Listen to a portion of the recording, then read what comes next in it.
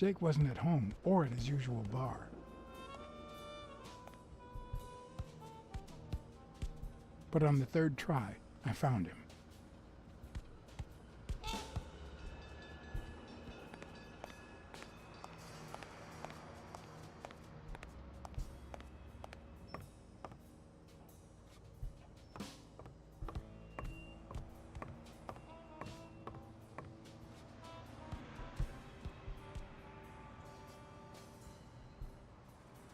Hey, Jake. Not now, John.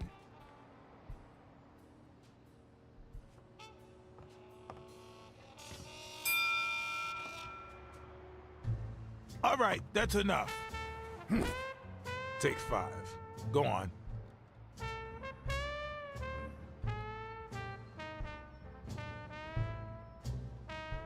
What, John? What's so important? Could you tell me where O'Leary's headquarters are? What for? No. You could get me into trouble. No way.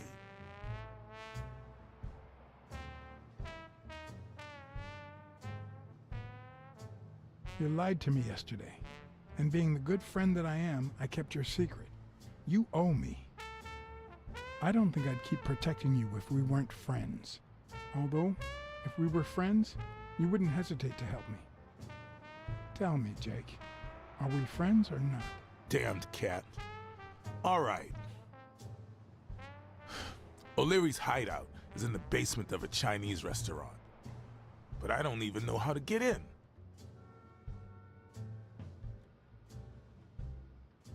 Well, I'll see you tonight. See you there. Ronald, the break's over. After 30 hours of work and several beatings, every bone in my body ached for a bed. Now it's my turn. So I went home to recharge. Because the night ahead was bound to be promising.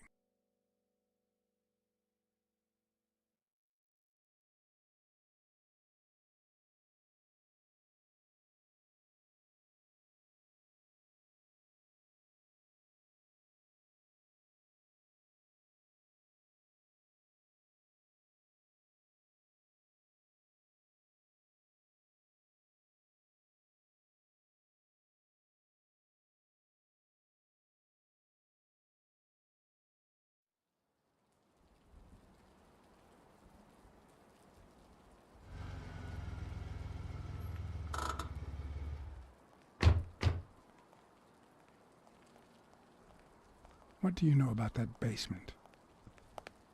Well, let me think. Nothing? Come on, Jake, for Christ's sake. Strain that little boxer brain. You must know something. I've come to get O'Leary several times, but they always make me wait in the dining room.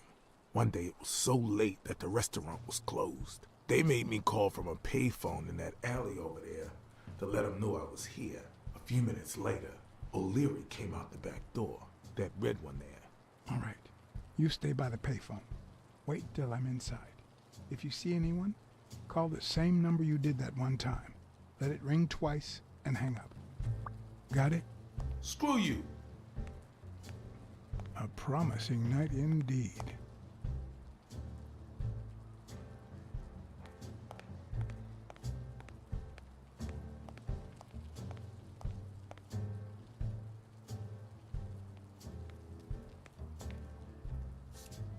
Stupid rabbit. I'm guessing it lights up when you ring at the main door.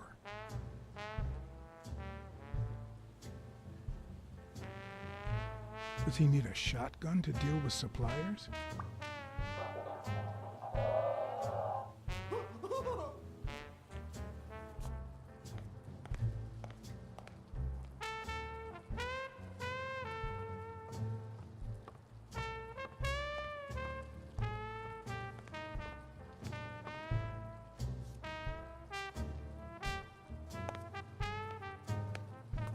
What happened? Should we run for it? Do I look like I'm in a hurry? I need you to go to the front door and ring the bell. All right, is there a bar in that alley? Have you been drinking? Count to 30, ring the bell, then run for the car. Got it? Whoa, you better send a bunch of Italians my way after this. So, now what are you gonna do?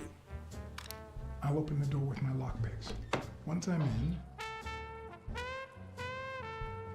I'm still not sure if I'll take the hall or the door on the right.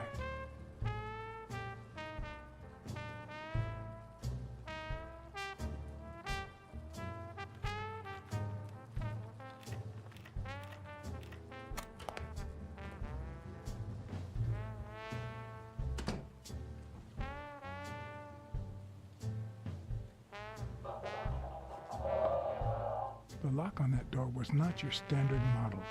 I had to give it my all.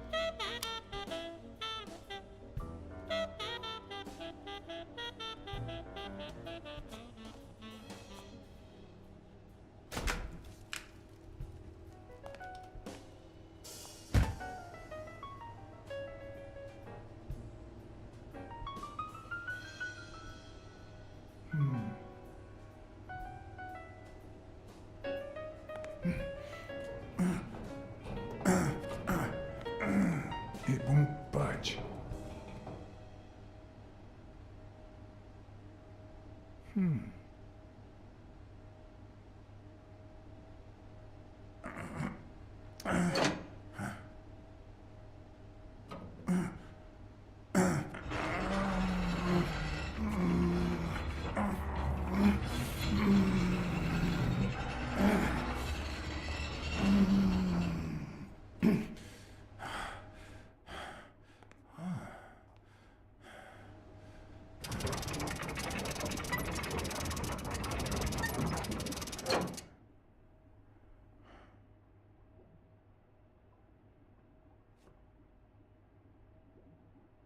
The odds are incredibly in Stone's favor.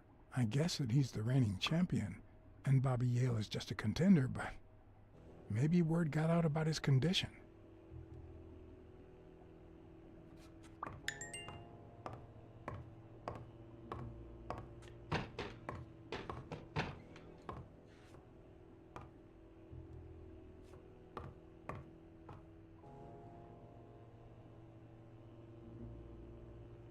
It looks like a summary of all the bets that come in. Day, amount, bet, wagerer. Wait a minute. Did O'Leary himself bet $5,000 on Yale?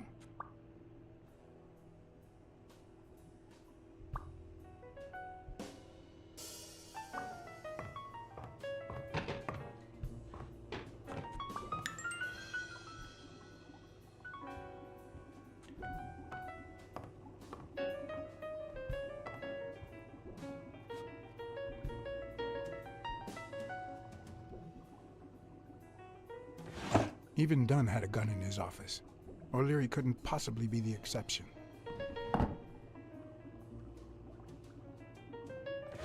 Dunn had $200 in his safe. O'Leary had about $20,000 in a drawer.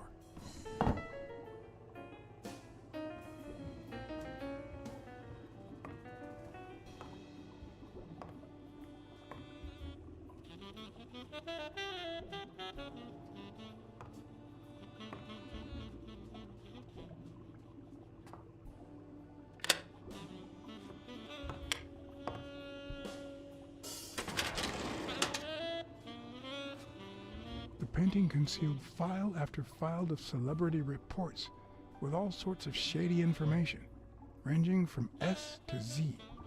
Almost all of them were athletes. Is that what O'Leary meant when he said that detectives and police officers were his friends? I wonder how many spy for him. If I were to pitch in, who would I spy on?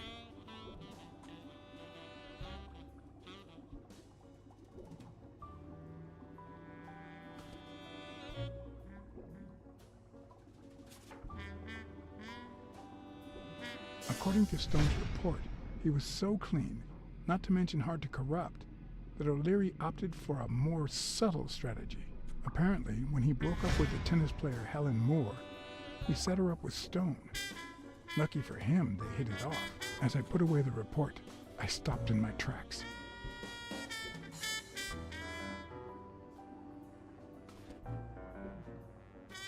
Did I really want to risk knowing what O'Leary had on my good friend, the incorruptible police commissioner? To be honest, if Smirnov had anything to hide, I'd rather not know about it.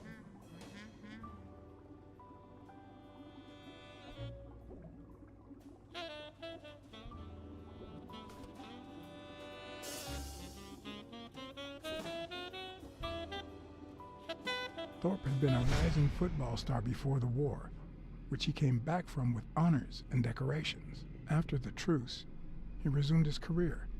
He won 3 season trophies and a couple of MVP awards. He retired after an accident that left him paralyzed from the waist down. He started his own sports advertising agency 4 years ago, but according to the files, O'Leary hadn't even tried to corrupt him.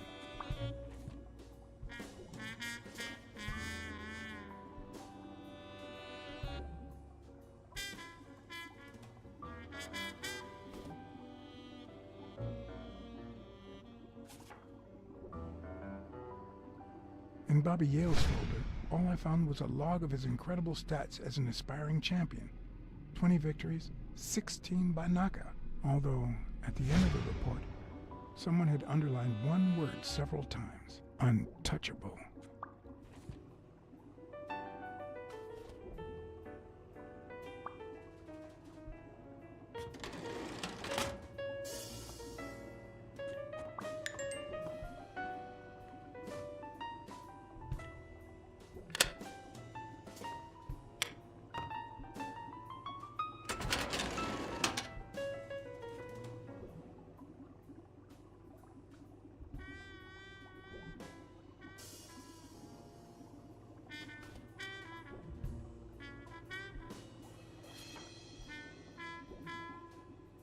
Helen Moore's file was, by far, one of the juiciest. She had been just a run-of-the-mill tennis player until O'Leary launched her career by rigging enough games to help her climb the ranking. However, O'Leary hadn't fixed any of her games in over a year.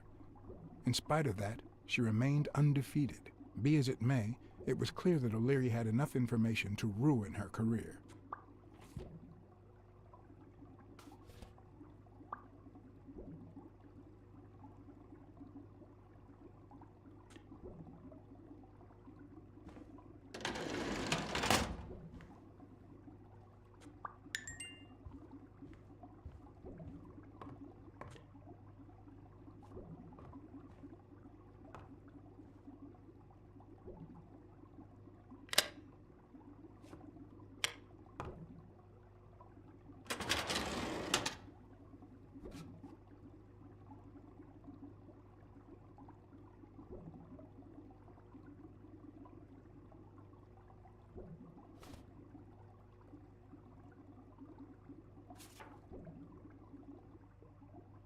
Cassidy's report was possibly the longest among all of O'Leary's files. Apparently, the rivalry went way back, so much so that they spied on each other in the most unthinkable ways. At least I was able to confirm what Yale had told me. Cassidy had threatened Dunn after he refused to join the managers' union.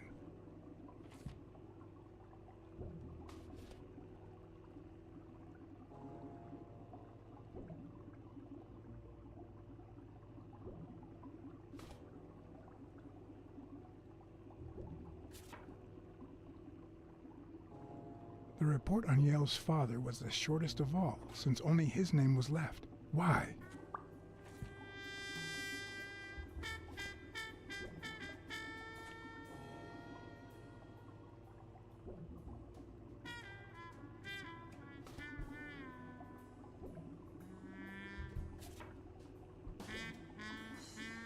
Dunn's integrity was legendary, even in O'Leary's shady reports, just like Yale had said.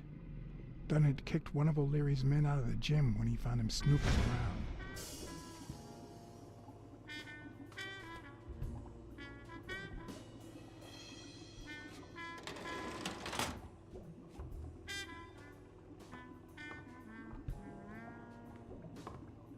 A Crossler? The good news is, I don't need lockpicks to open it. The bad news, I didn't bring explosives.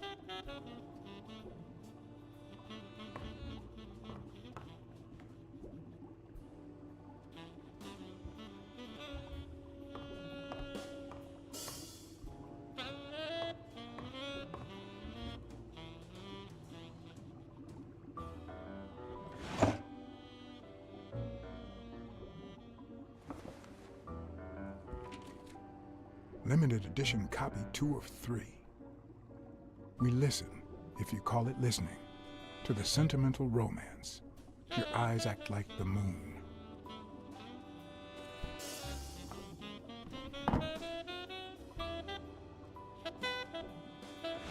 If they're not together anymore, why does O'Leary keep so many pictures of romantic moments with Helen Moore?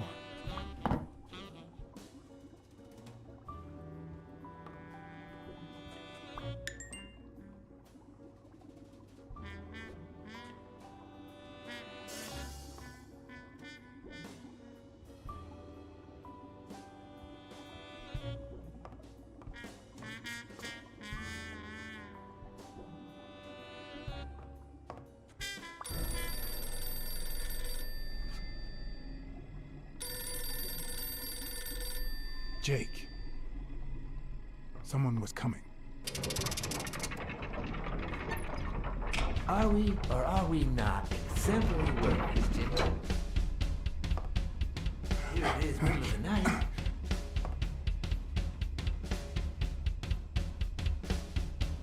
And we're working extra hours.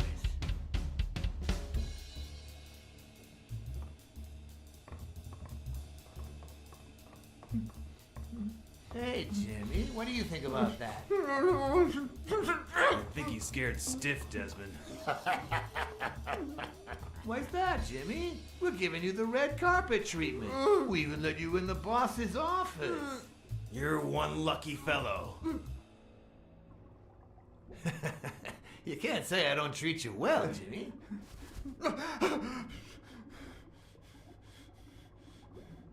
Yeah, Speak, you moron. very well. Why are you... Shh. Calm down. How long have you worked for me, Jimmy? 3 months. 3 months. Oh, yeah. I hired you right after your cousin Martin died. I need your opinion. How would you punish someone for ruining an innocent man's life with a hit and run, Jimmy? I don't know. And tell me, what about you, Wilson? What would you do? No, please. I didn't do anything. I swear.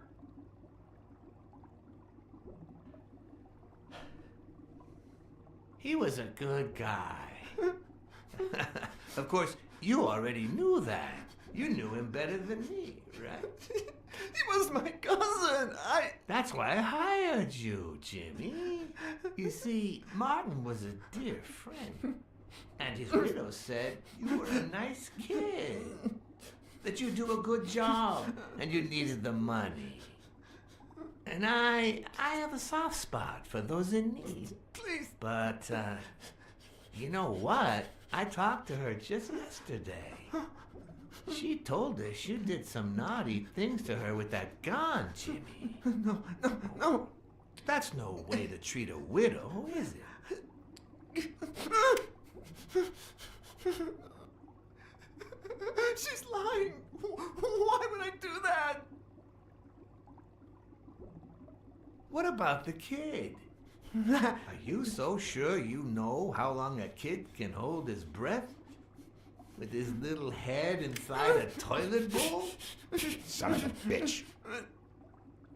I didn't want to. It was his idea.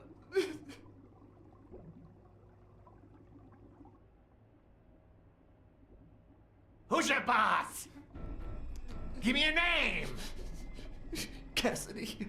It was his idea. He said you'd hired me if I'd managed to scare the widow, and I just... All right. Let's just calm down now. It's gonna be okay.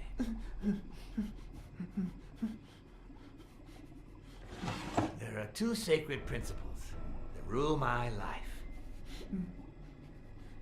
The first principle is the love for my family. I do anything to protect them. The second principle, I never put my future in the hands of fate. I always play it nice and safe.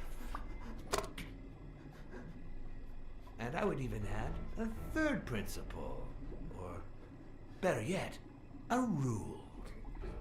If anything threatens either of these two crucial principles, I take matters into my own hands. You see where this is going? For the first time, I got someone killed. Even though all I really did was rat him out. No, I just... Stop interrupting me, Jimmy! It's not polite! We're all the same. So rude. You know what? Let's leave it at that. You're going to give a message to that disgusting walrus Cassidy, aren't you? Yeah, sure. Whatever you say. Yeah, sure. Good boy. What's the message? Oh, Jimmy. You still don't get it, do you? You are the message.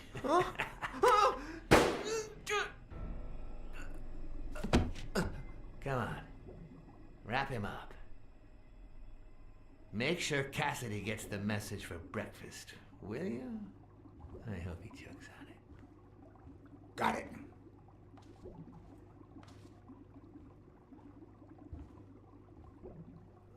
Where are you hiding, little fishy? Once again, you didn't get to hear the end of my story.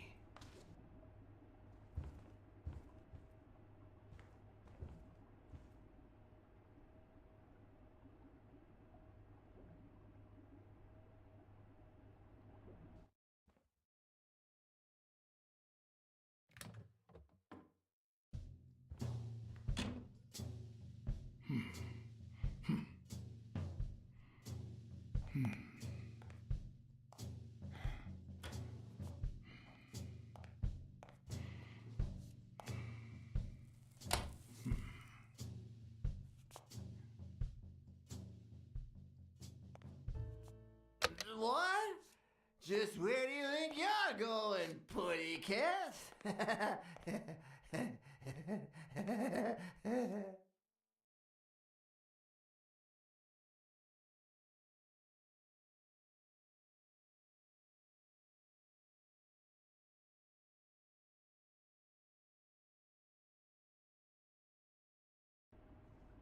Two sacred principles rule my life. The first is the love I feel for my family.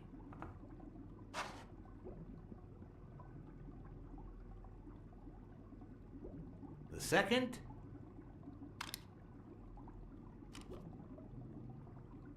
never leave destiny in the hands of fate. I always play it nice and safe. And I'd even add a third principle, or better yet, a rule. If anything threatens either of these two principles, I take matters into my own hands. The first time that someone died because of me, even though all I did was rat him out, well, that guy ended up in the Hudson River, right off Pier 27. He's got to be even wetter than that fish by now. You should have seen his face. It's interesting what comes to mind when you think you're about to die. Suddenly all I could think about was how much I wanted a pet fish. Anyway, I was 14 years old, and I still dream about it. But as a widow, By then, I was adamant about buying a fish. But first, Never again. Nowadays, whether it's me who pulls the trigger or not, I have zero regrets. What's more, I sort of enjoy it.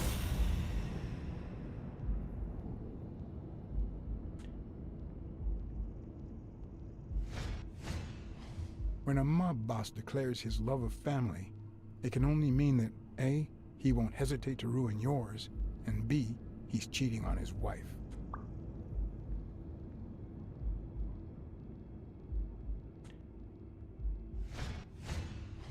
In case anyone had any doubts about who's the boss around here, I'll put my dirty feet on his luxurious table to prove that all of this is mine.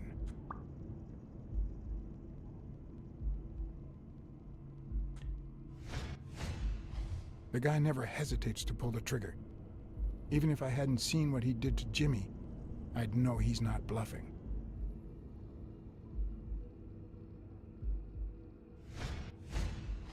His pupils are dilated, and there's a slight grin on his face. The bastard is enjoying himself. I knew I had it in me to get out of that place alive.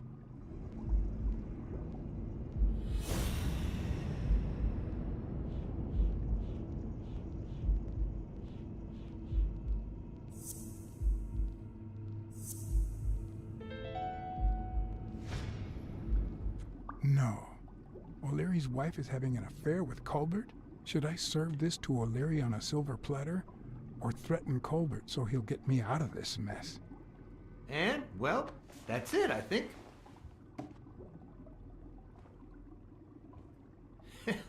You know, Blacksad, I've never made it this far. Congratulations, you're going in style. I didn't want to interrupt you because I respect you and your word, but I'm actually here to help. Your wife is having an affair with Colbert. What? Me? No way. Well, here's the thing. I don't respect your word. And since you brought me no proof... Check my coat pocket, on the right.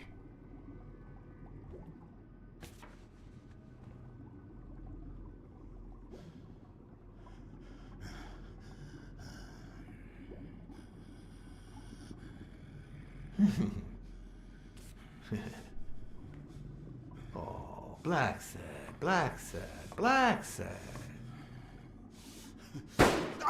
Oops. Thank you very much. And sorry for jumping to conclusions.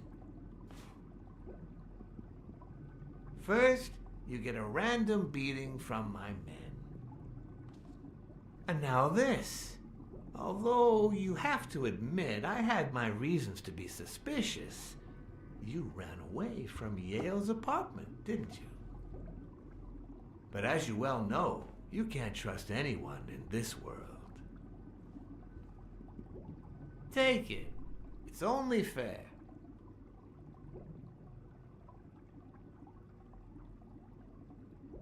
Thanks. I'll make good use of it. A word of advice. Make bad use of it. It's more fun.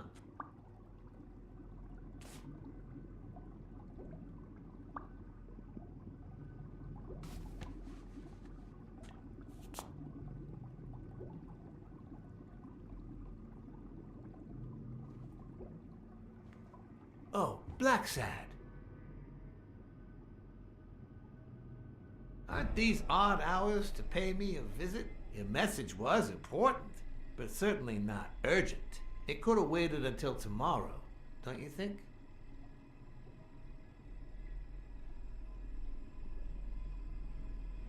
We cats and wolves hunt at night.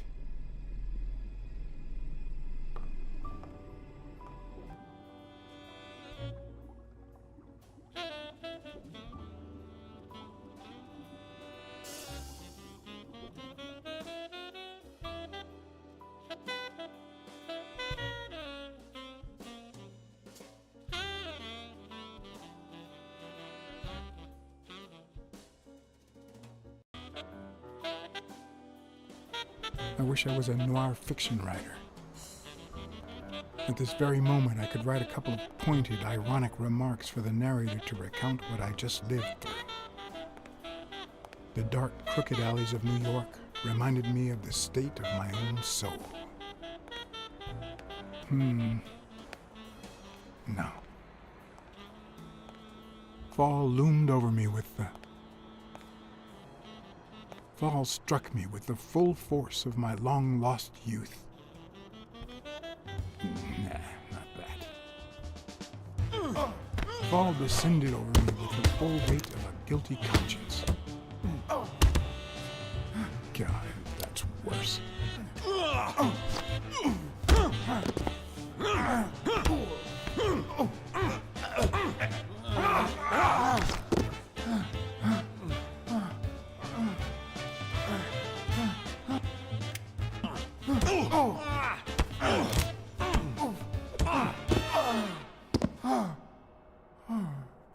What were you thinking? He wants him alive!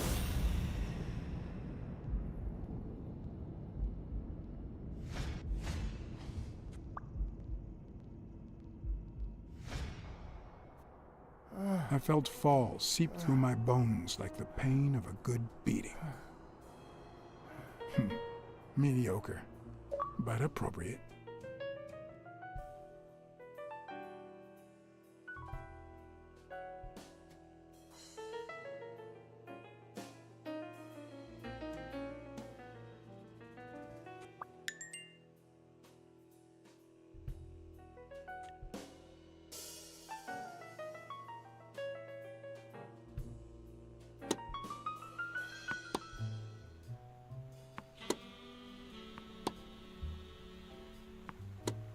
Against all odds, next morning I got up bright-eyed and bushy-tailed. And I had my kind, unknown assailants to thank. The beating had taken its toll, but for the first time in months, I had slept like a baby.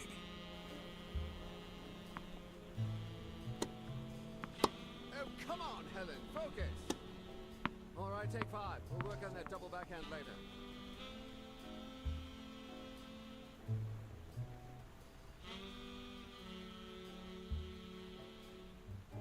Well, Mr. Blackmore, what can I do for the FBI?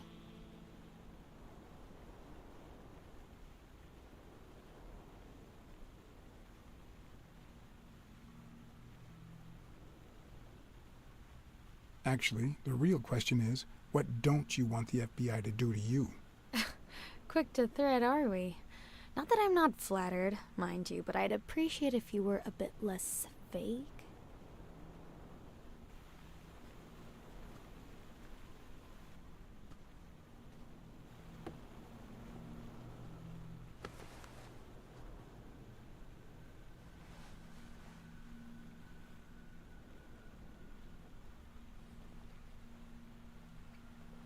Maybe if we could speak in private? Alec! Coming! You've got 4 minutes, Mr. Blackmore, so... make them count.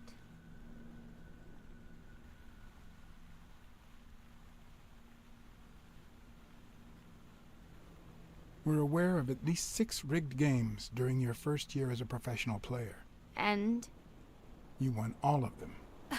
Are you trying to offend me? I give my all on the court. I can't be held accountable if my rivals don't do the same. Go interrogate them. They say you're currently involved with Al Stone, the boxer. Is that correct? Wow. The FBI sure knows what it's doing. So, out of the 100 million Americans who know about that, who did you extort to get such highly confidential information? Don't beat around the bush. We know why you're with him. Oh, so you like his biceps too? Desmond O'Leary asked you to seduce Stone. Why? What? No, I met Al by chance at a party. A party hosted by Desmond O'Leary. No, that can't be. No one is that shrewd. Not even him. Damn, I hate that bastard.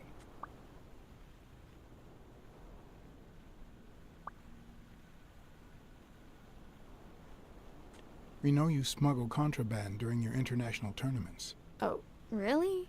Are you sure? Like, what exactly? I think she called my bluff. Or did she? Should I follow through or say I was kidding? You smuggle tobacco.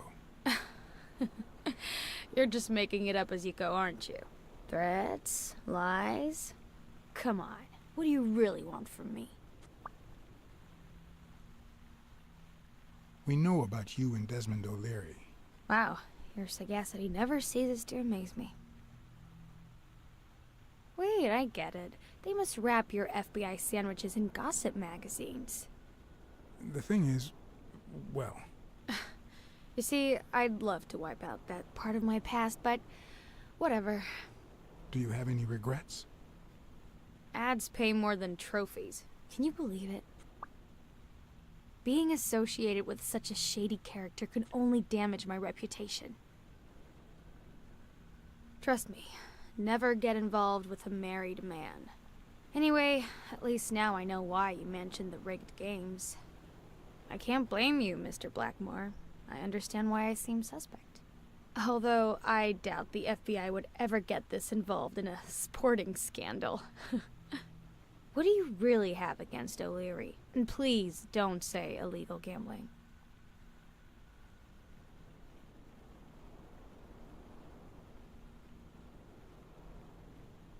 I'm sorry, but I can't reveal that information. Okay, let me guess. Smuggling tobacco. I'm serious, Miss Moore. America can't afford to let anyone shake its foundations like that. And America's sweetheart can't afford it either. Help us out. Talk to us. And why should I, Mr. Blackmore?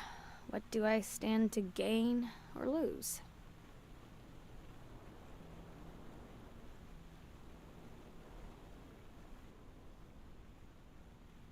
I'm sure you're aware that we could end your career if what we know goes public. But no one wants that to happen, right? This is actually quite simple.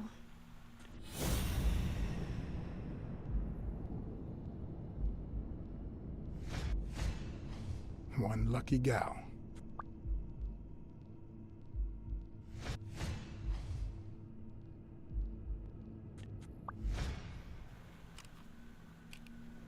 You have a light, sir?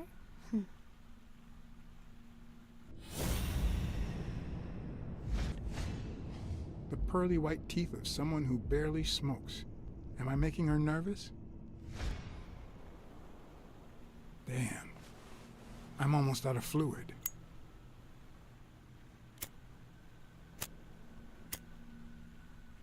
Wanna know my trick? Go down to start, then up with it, and then down again.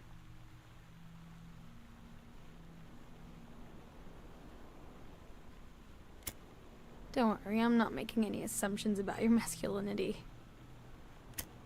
Almost. Don't worry, I'm not making any assumptions about your masculinity. Don't worry, I'm not making any assumptions about your masculinity.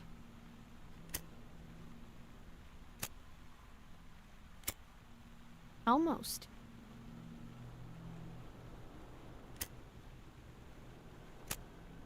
Will I get to smoke today?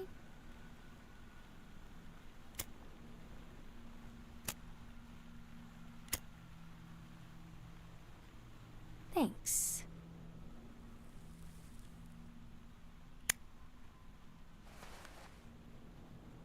I don't know what you want me to say. You're trying to frame O'Leary, perhaps rightfully so, but I think you're barking up the wrong tree. Believe me, if I had the slightest... Come on, Helen. Time to work on your backhand. Let's go. Do you smoke?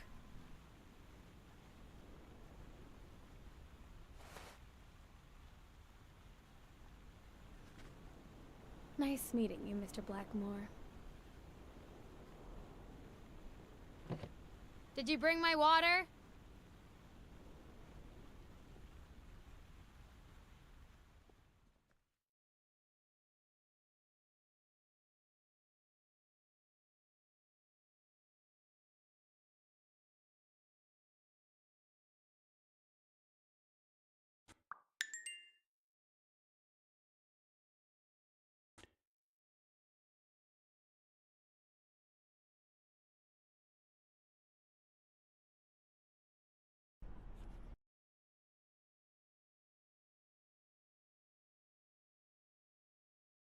She tossed a cigarette in your face?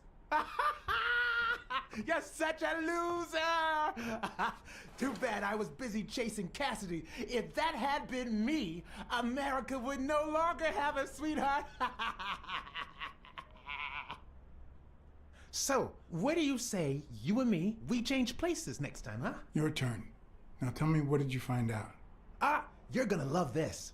You ready? I've got news, but I happen to also have a Blacksad, He's off with that whore, isn't he? what? Who is... Oh, Mrs. Colbert. I told him I knew all about it, after our chat. He cried and asked me to forgive him. He said he was gonna leave her, that he loved me, and it was over. But last night he got a phone call.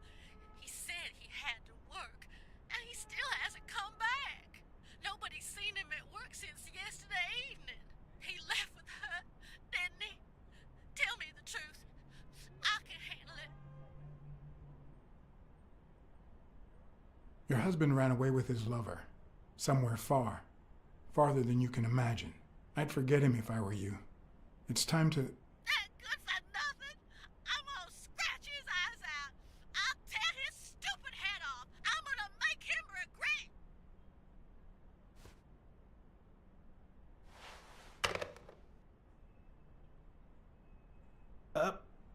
But what just happened? Is there anything you didn't tell me? Maybe.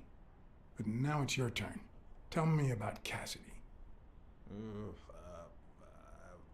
Come on, spit it out.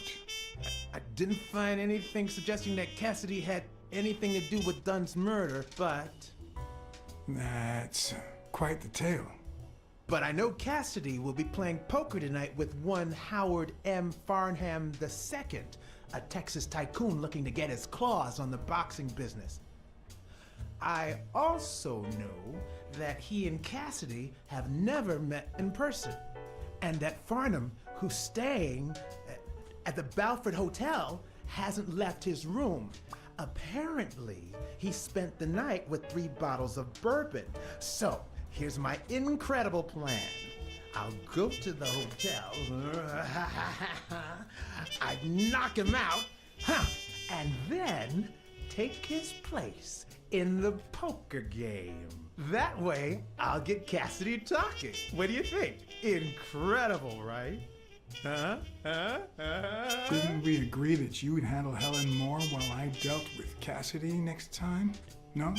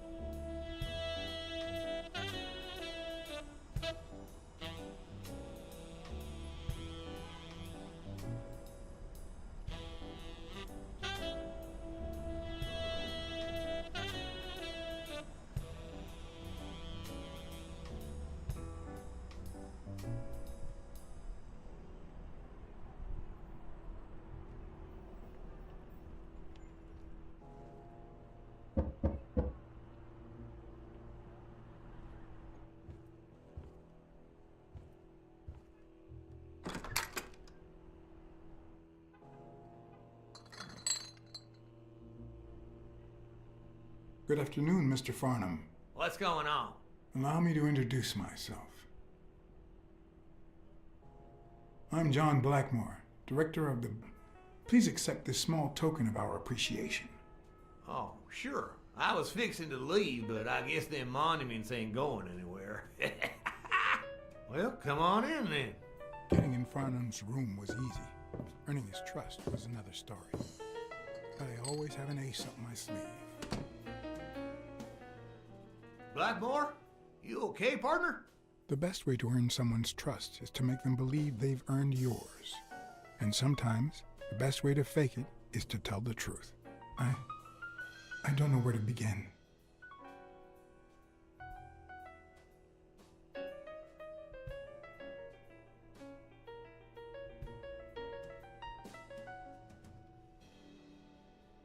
The world is falling to pieces, and so am I. Everywhere I look, I see corruption, lies, and filth. New York is nothing but a landfill. You Yankees can't get worked up. Down in Texas, we got them damn Catholics from Mexico. But sure as hell, there's a way to deal with it all. One of the tricks of this trade is to be wary of the biases we all have. They cloud our judgment and blur the person in front of us, painting them with the shades of our preconceived notions of who they should be. But every once in a while, you run into someone so locked in personality that they can only be regarded as a stereotype. Farnham was a disgrace, not only to himself, but to Texas and the entire human race. To think I had to impersonate him. I wish I was like you. You seem so content, so free of burdens. Stop right there, partner. You think this old dog don't have ticks? Let me tell you something about my first wife. Woo-wee! Once I had gained Farnham's trust,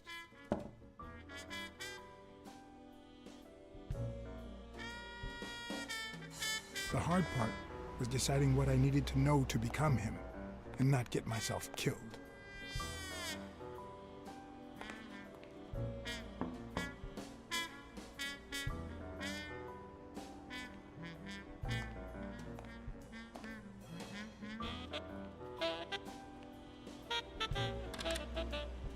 What can I do for you, sir?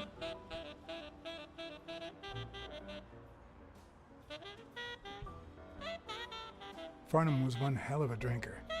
I had to get the information out of him before he drank himself unconscious. Otherwise, I'd have to find that information myself.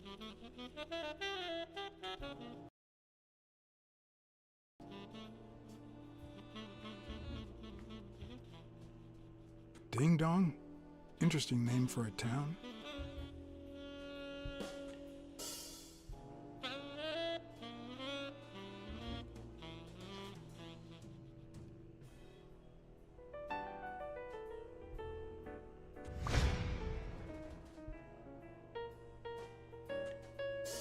Yes, I got a Vietnamese shave last night. No, please, come in.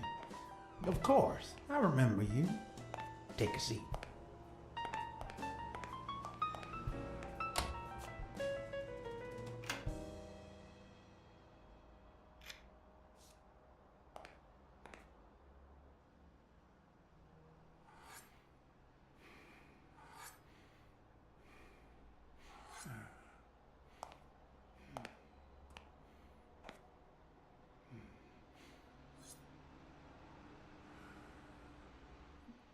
I'm sure you'll understand we can't be too careful. Our host has many enemies, and someone has to keep them at bay. This is downright outrageous. How dare you disrespect me? Seriously? I'd love to see what you'd say about what I'd do to you if you don't answer my question. How much does it cost to get yourself a clean Vietnamese shave?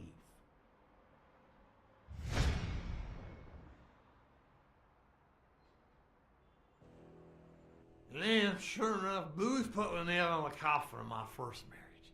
You know, the wife that caught me cheating with the maid.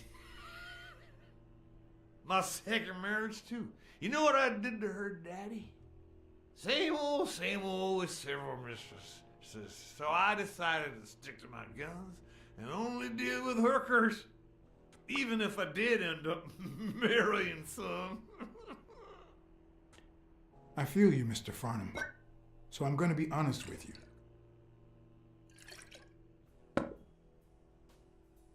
I spent all my savings on poker, and if I had any money left, I'd spend that too. poker's not the trouble. It's the playing with no bills in your pocket is the trouble. Oh, trust me. I had plenty of bills. Come on now.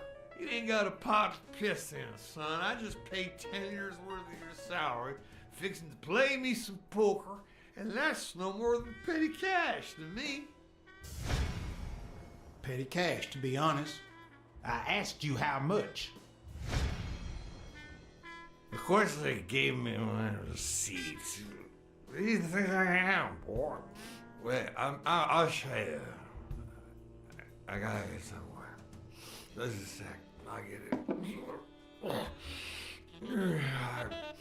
I just put it over. I think he's. I'll be right back.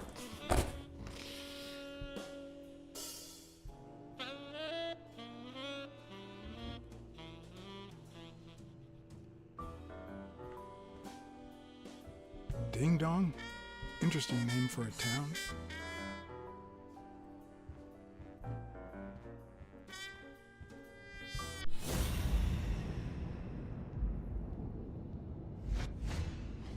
This'll surely imbue me with the Texan spirit.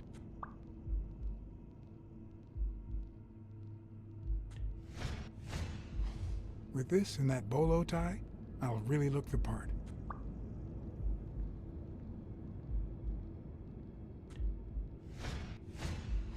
Damn, what a stench.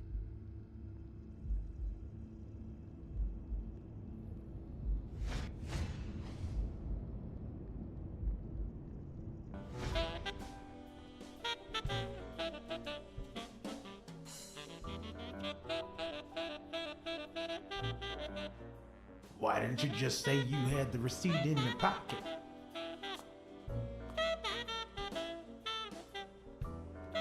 I'm almost certain, but tell me, who told you to come to this barber shop?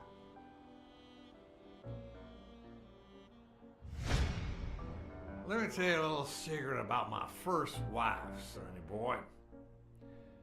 When I met that woman, she had no manners, no money, no... Who in the hell?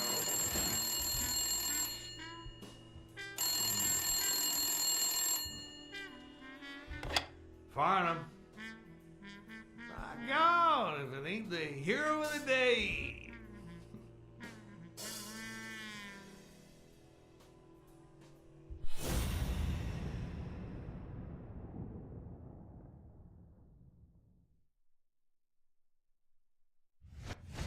I probably don't need to imitate his gestures during the game, but it certainly wouldn't hurt to try.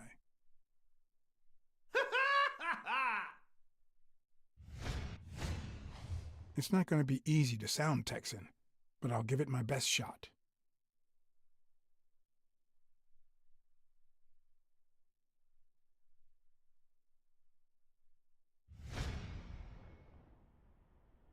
I'll be damned.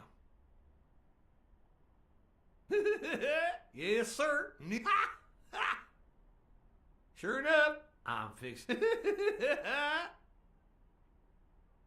You can say that again. Boxing at the Grand Ole Opry? Nah, just a few bourbons, that's all.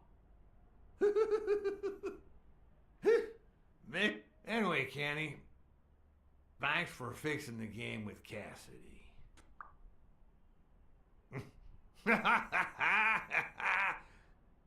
God bless you, brother.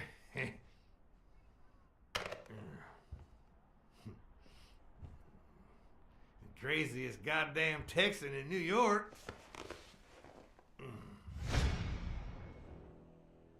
My good old friend Kenny, craziest goddamn Texan in New York.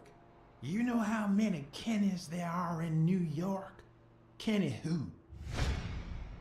So besides when and where the game will be, the password, and the money Farnham dished out, what else do I need?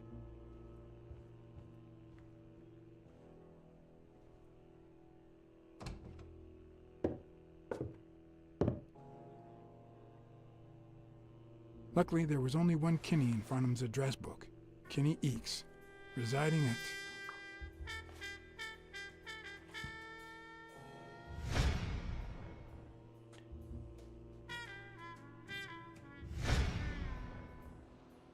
Cornell Plaza, Manhattan. Stunning penthouse. I'm not surprised. Mr. Eeks has excellent taste. Do you happen to know what he asked for the last time he was here?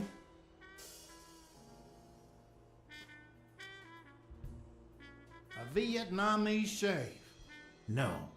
You seriously don't know?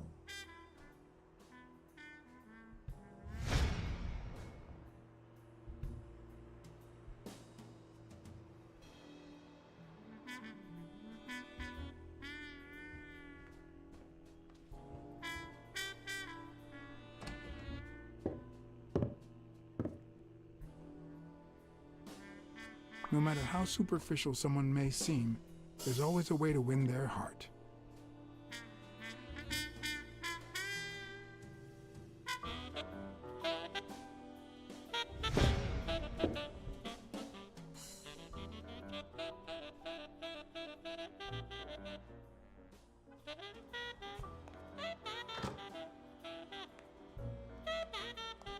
Don't tell me, Billy Bob.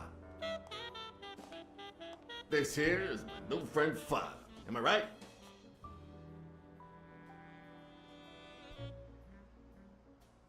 Sure enough, but your slasher friend sure could learn how to treat his customers. Hey, Billy Bob, come on. This guy is a good guy. He's one of us. My apologies, sir. Hey, come on. Let's get in there before they finish all the bourbon without us. I haven't frisked him yet, sir. I don't think that'll be necessary. Mr. Farnham here, he's an honest Texan. And I'm sure he'll hand over his weapon if we ask him to. Right? Sure, but you better take good care of my girl. It'll be my pleasure.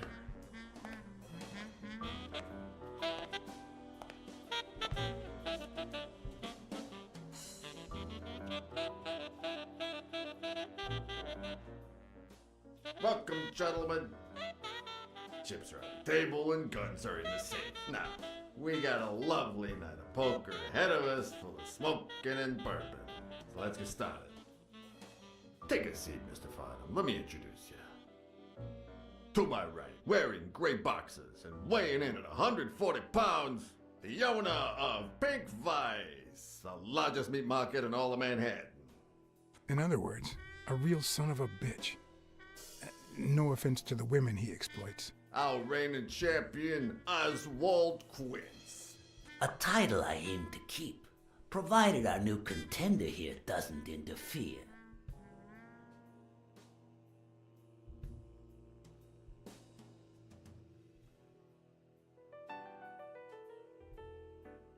Y'all are dealing with the worst player in Texas. You're just trying to make me overconfident, aren't you? The truth is that our friend Farnham owns the largest and, I dare say, most entertaining establishment in Texas. Really? So we're colleagues then? Yeah, you wish, Quince. He owns a casino. Damn. And it's not even in Austin or Dallas. It's actually in a little town called, what was it? Darn it. I looked it up the other day. Had a funny ring to it. I hate it when this happens. I thought they moved all Texan casinos to Vegas, where gambling is legal. You mean Ding Dong, Texas? Ding dong! That's it.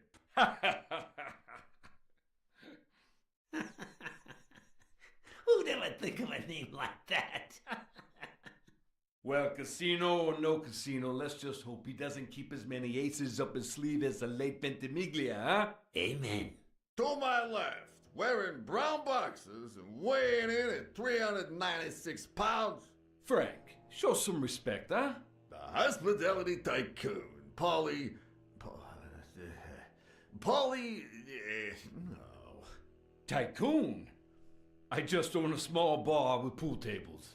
Clients drink close to nothing and play even less, but certain business transactions just couldn't happen anywhere else. Damn it, Paulie.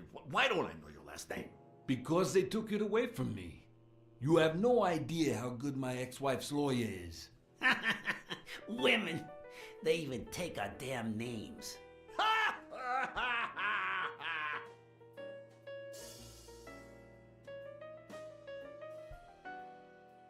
Like they have a choice. Ah, don't be a sourpuss, Farnham. When you're done sightseeing, why don't you drop by La Iguana for a game of pool, and I'll buy you a drink. But I have to warn you, my clientele isn't crazy about furry fellas such as yourself.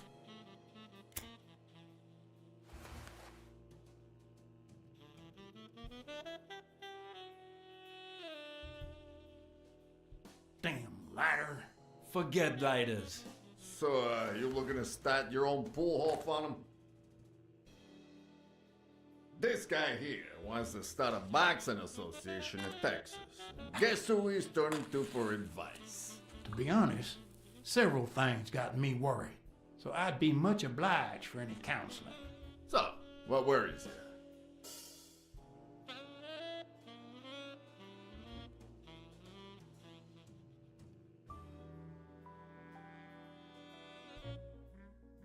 Whatever. We'll talk about that another day. Time to deal these cards. Billy Bob, bring out the bourbon. We're drying up here. I'll deal with a fresh deck, of course. We respect traditions in this establishment. Poker is as boring as it is simple. All you need to do is read people's faces. And even the worst detective has that trick up his sleeve. The real issue is knowing what to play for when there's much more than just money at stake.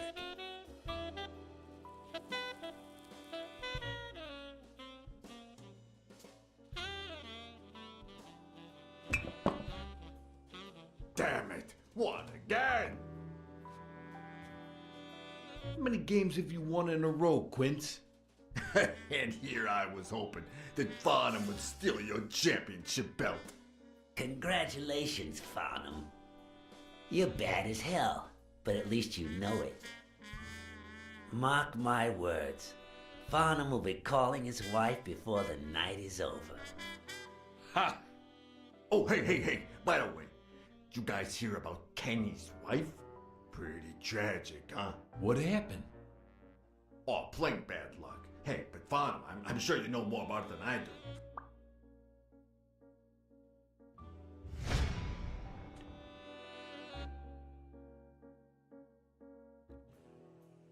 Anyway, Kenny, thanks for fixing the game with Cassidy.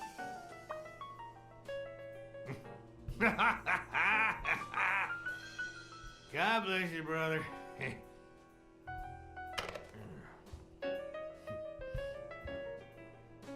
Craziest goddamn Texan in New York. And the poor fella's already got enough on his hands now that his wife.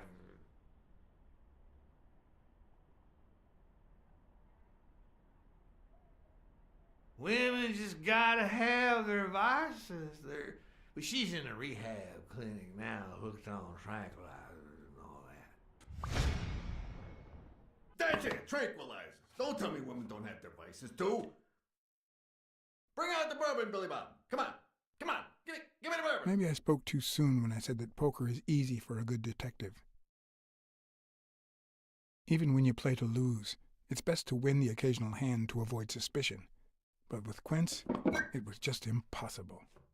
Well, I'll be damned. I don't believe this. See what we mean, Farnham? I still don't get why you keep coming for more, boys.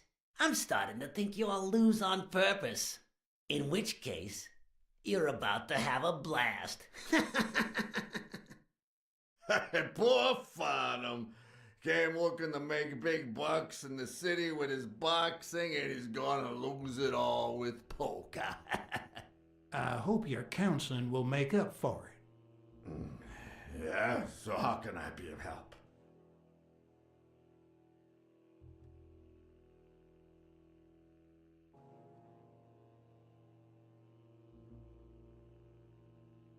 Come on, ask away.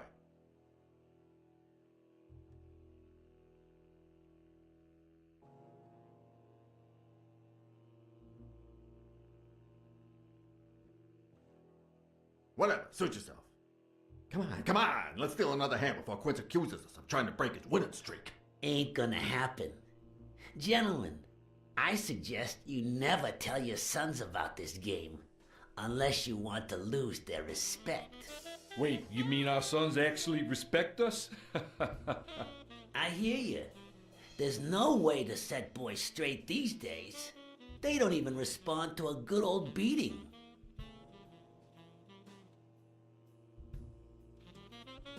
Then try not beating them. There are better ways to educate boys. Hey, careful, Quince. You're talking to a pro. So, Kenny told me you had quite a house full. How many kids you got in that house full of yours?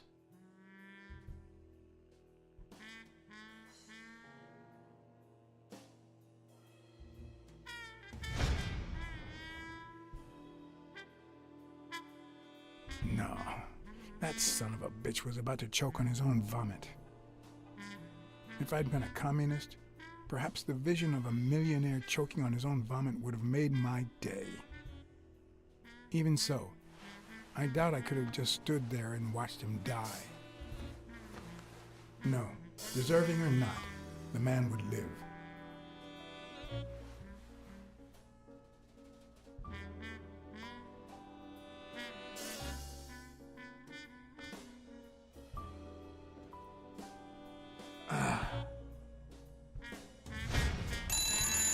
Six, well, that's something. I don't know how you deal with all of that. All boys? Does it have to be now? Oh, never let Quince near one of your daughters. Come on, Folly. Children are sacred. I won't lay Cassidy. a finger on them until they're 12. After that, well... let's just say... some men have needs that can only be met by a young girl that age, if you know what I mean. Are you all right, Farnham?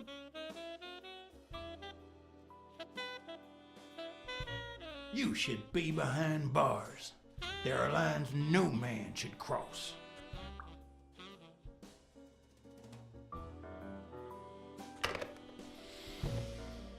Now, what if that lovely 12-year-old girl was your sweet little niece, or my cousin Mike's niece? And what if she disappeared a while back? And what if she'd been taken to work uptown? In a brothel, huh? What do you think about that? I don't know what you're talking about, Frank.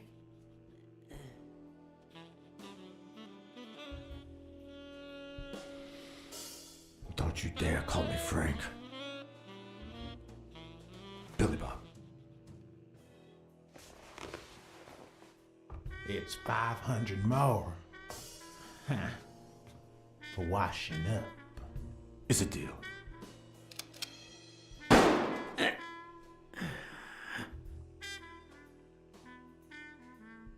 Sorry for the spectacle, fellas. I had no idea the game would end like this. Please, take my tokens, and that flying scumbag's tokens as well. Now, if you'll excuse me, I have some family matters to attend to. If you decide to go ahead with your new venture, call me Farnham. Your behavior at last night's game was utterly insulting. Never contact me again, or I'll put an end to your pathetic life. If our common acquaintance should ask you about your business endeavors, tell him that boxing is too violent for you. Signed, Frank Cassidy.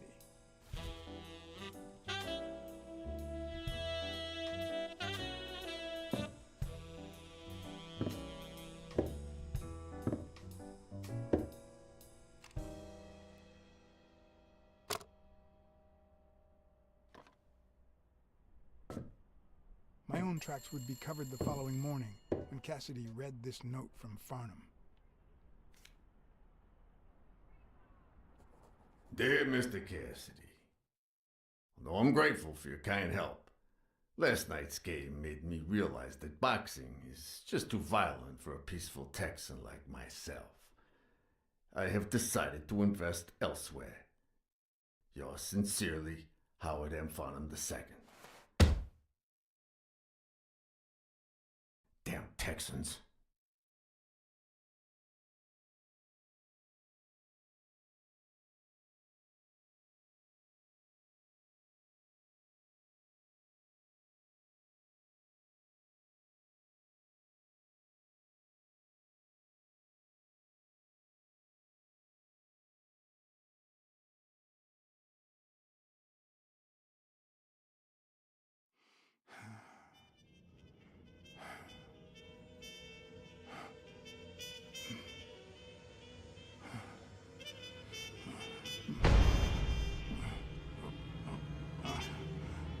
As for me, it was the first time in days that I had gone to bed without my daily. A real shame.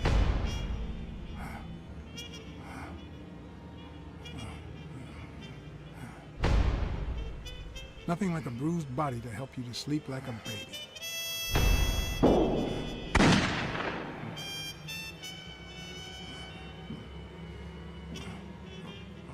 Maybe I should have given myself a beating.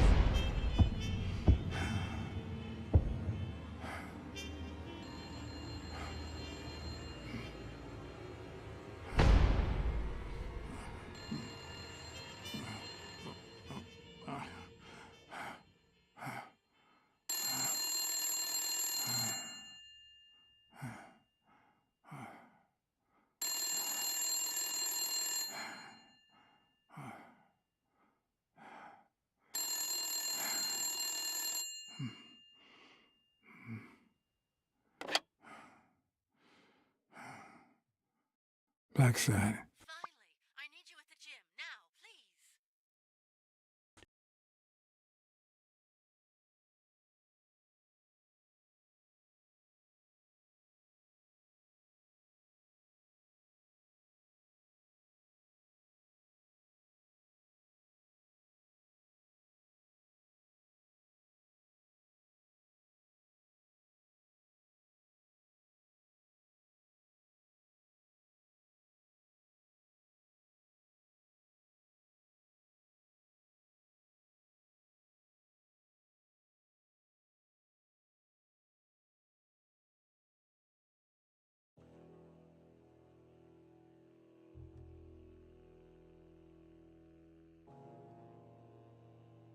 It was like this when I got here.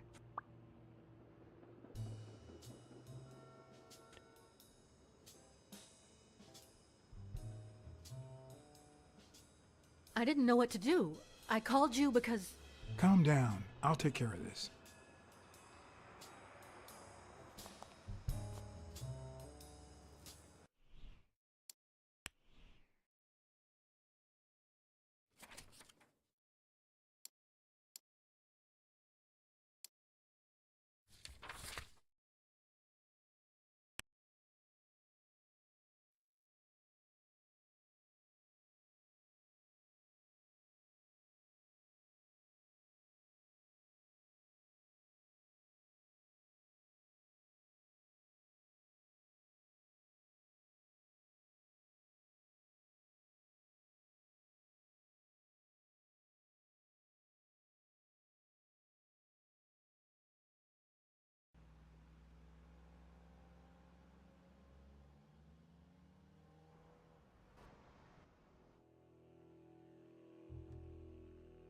Welcome, gentlemen. Chips are on the table and guns are in the safe. Now, we got a lovely night of poker ahead of us full of smoking and bourbon. So let's get started. Take a seat, Mr. Farnham. Let me introduce you. To my right, wearing gray boxers and weighing in at 140 pounds, the owner of Pink Vice, the largest meat market in all of Manhattan. In other words, a real son of a bitch. No offense to the women he exploits. Our reigning champion, Oswald Quince.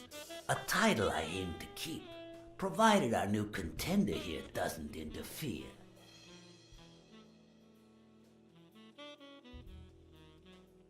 Well, I'll do what I can. Now you got me worried. Never trust a humble player. The truth is that our friend Farnham owns the largest and, I dare say, most entertaining establishment in Texas. Really? So we're colleagues then? Yeah, you wish, Queens. He owns a casino. Damn. And it's not even in Austin or Dallas. It's actually in a little town called, what was it? Darn it, I looked it up the other day. Had a funny ring to it. I hate it when this happens. I thought they moved all Texan casinos to Vegas, where gambling is legal. You mean Ding Dong, Texas? Ding dong! That's it.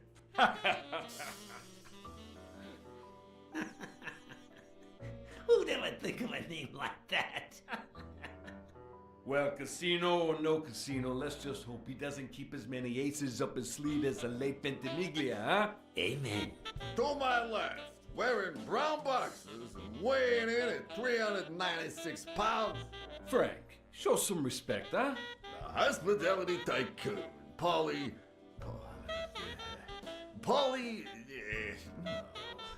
Tycoon? I just own a small bar with pool tables. Clients drink close to nothing and play even less, but certain business transactions just couldn't happen anywhere else. Damn it, Polly. Why don't I know your last name? Because they took it away from me. You have no idea how good my ex-wife's lawyer is. Women, they even take our damn names.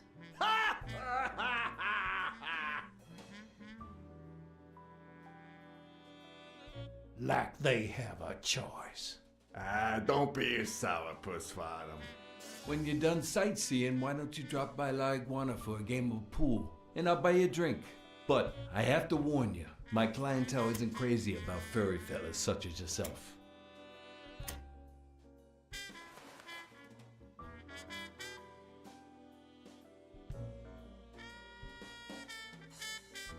Damn lighter. Forget lighters. So, you looking to start your own pool hall, Farnham? This guy here wants to start a boxing association in Texas. Guess who he's turning to for advice? To be honest, several things got me worried, so I'd be much obliged for any counseling. So, what worries you?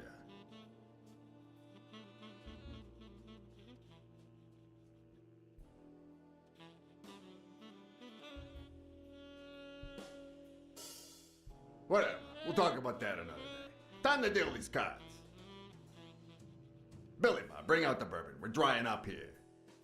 I'll deal with a fresh deck, of course. We respect traditions in this establishment. Poker is as boring as it is simple. All you need to do is read people's faces. And even the worst detective has that trick up his sleeve. The real issue is knowing what to play for when there's much more than just money at stake.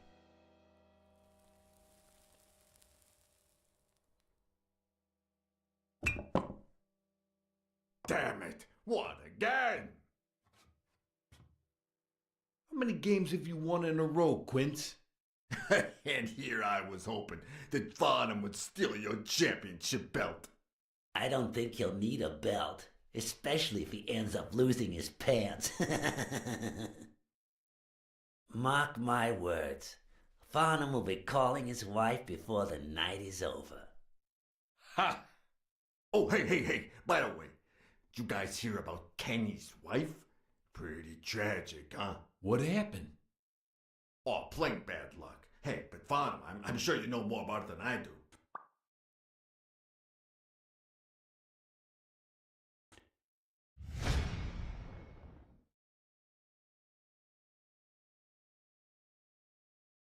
Anyway, Kenny, thanks for fixing the game with Cassidy.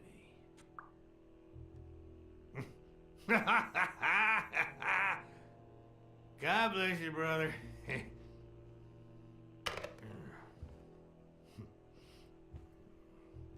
Craziest goddamn Texan in New York. And the poor fella's already got enough on his hands now that his wife.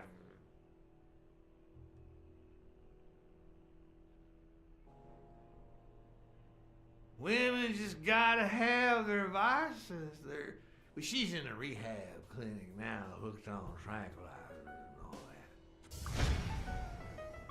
That's it, tranquilizers. Don't tell me women don't have their vices, too.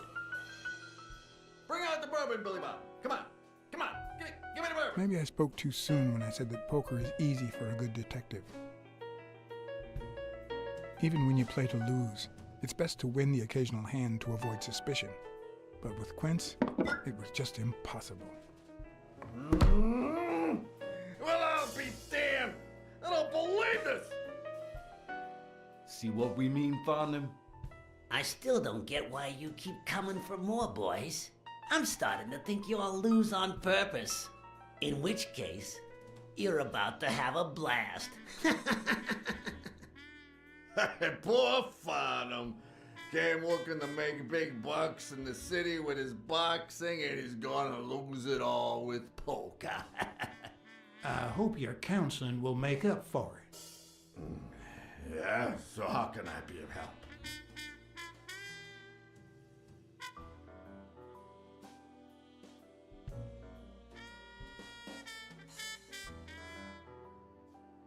Come on, ask away.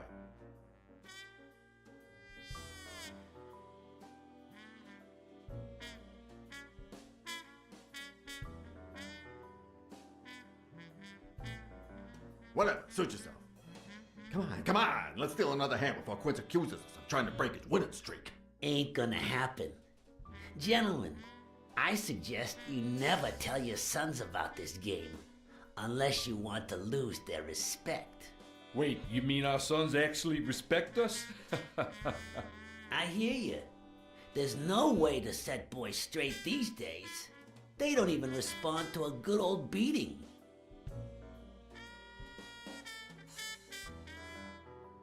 Then try not beating them. There are better ways to educate boys. Hey, careful, Quince. You're talking to a pro. So, Kenny told me you had quite a house full. How many kids you got in that house full of yours?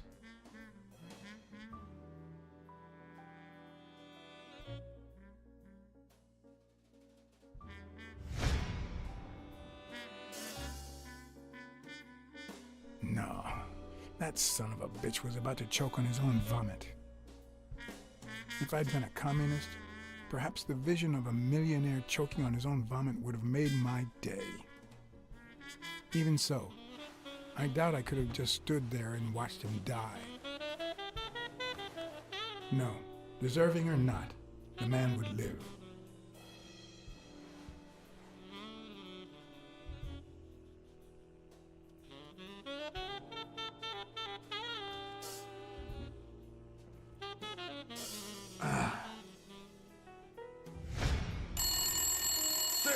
Well, that's something. I don't know how you deal with all of that. All boys? Does it have to be now? Oh, never let Quince near one of your daughters. Come on, Folly. Children are sacred. I won't lay a Cassidy. finger on them until they're 12. After that, well, let's just say some men have needs that can only be met by a young girl that age, if you know what I mean. Are you all right, Farnham? If you laid those dirty hands on one of my girls, I'd kill you myself.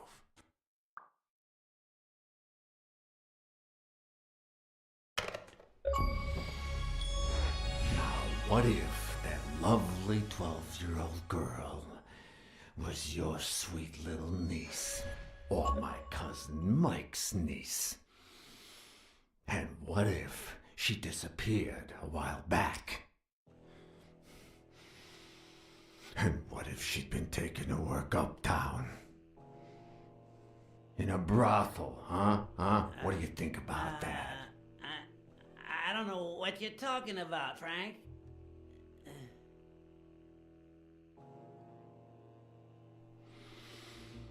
Don't you dare call me Frank. Billy Bob.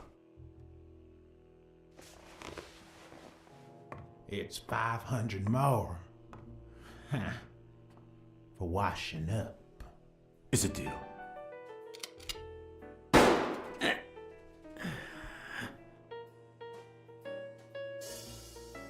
Sorry for the spectacle, fellas.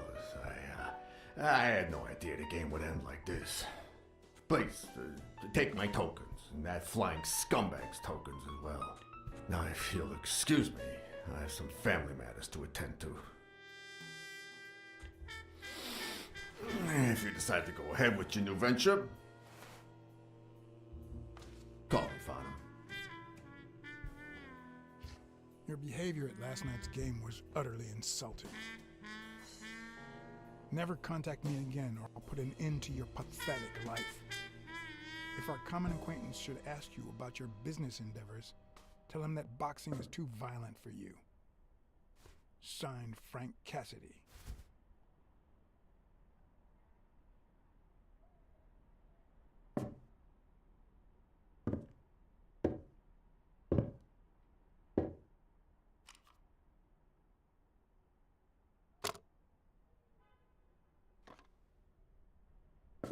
My own tracks would be covered the following morning when Cassidy read this note from Farnham.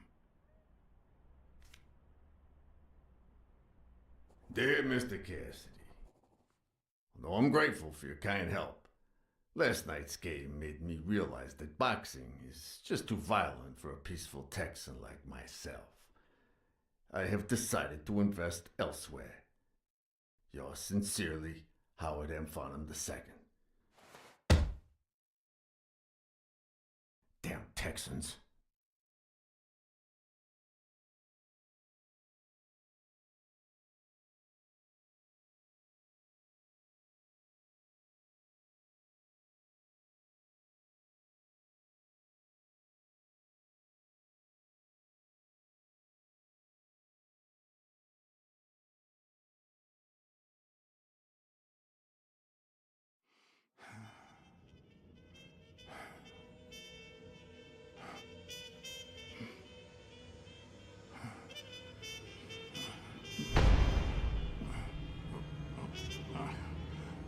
As for me, it was the first time in days that I had gone to bed without my daily baby. A real shame.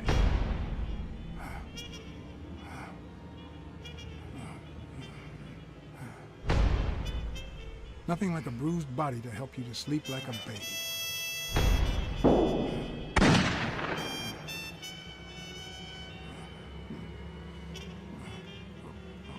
Maybe I should have given myself a beating.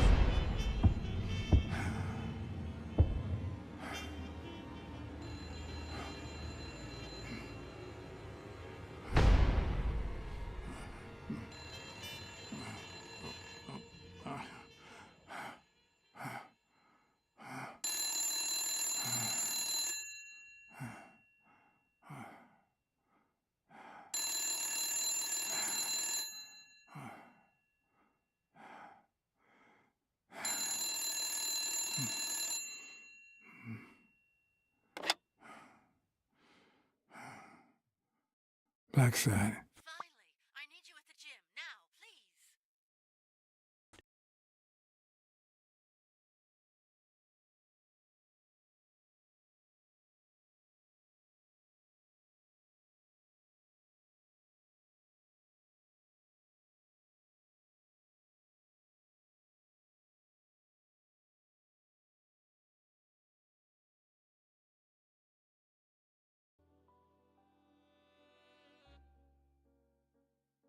If you laid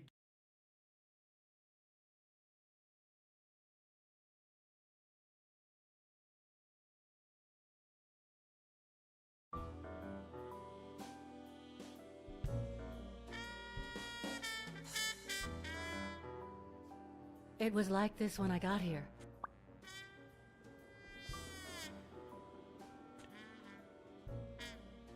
When did you get here? I've been calling you for over an hour. Calm down. I'll take care of this.